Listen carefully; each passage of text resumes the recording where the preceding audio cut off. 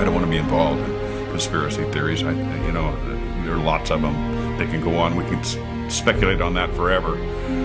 What we really need to know is how those buildings came down. World Trade Center 7 collapsed because of fires fueled by office furnishings. It did not collapse from explosives or from fuel oil fires. To undermine scientific integrity is to undermine our democracy.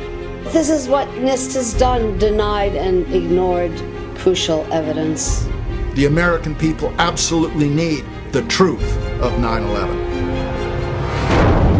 More than 1,500 architects and engineers and 12,000 others, including many scientists, have signed the petition calling for a scientific investigation of the destruction of the Twin Towers and World Trade Center Building 7. The report, issued by the National Institute of Standards and Technology, referred to as NIST, was not valid science.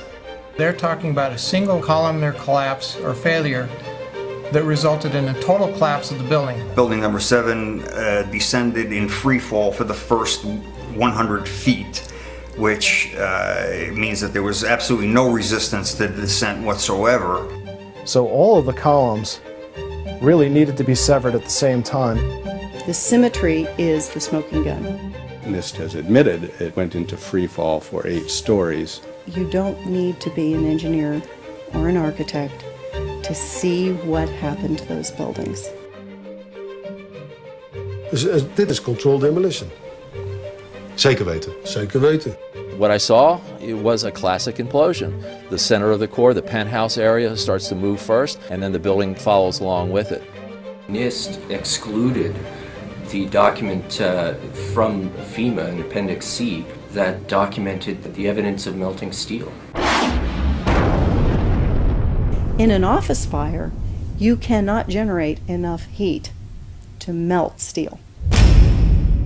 There were these iron microspheres present in all of the dust samples. They needed to have been formed in extremely high temperatures.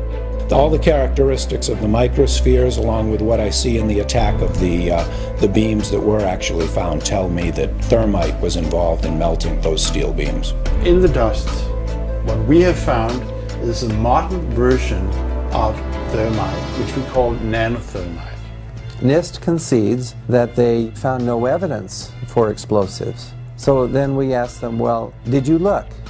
And they said, no, we did not look for explosives or residues of explosives. And in fact, the evidence is overwhelming that these red-grade crystals are very high-temperature incendiaries. And we have watched as scientific integrity has been undermined and scientific research politicized in an effort to advance predetermined ideological agendas.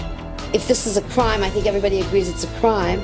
Evidence was removed from the scene of the crime. You can't do science when you are deprived of the evidence and when your hypothesis is the least valid instead of the most likely. When the most likely hypothesis in the case of Building 7 wasn't even mentioned. This is not science.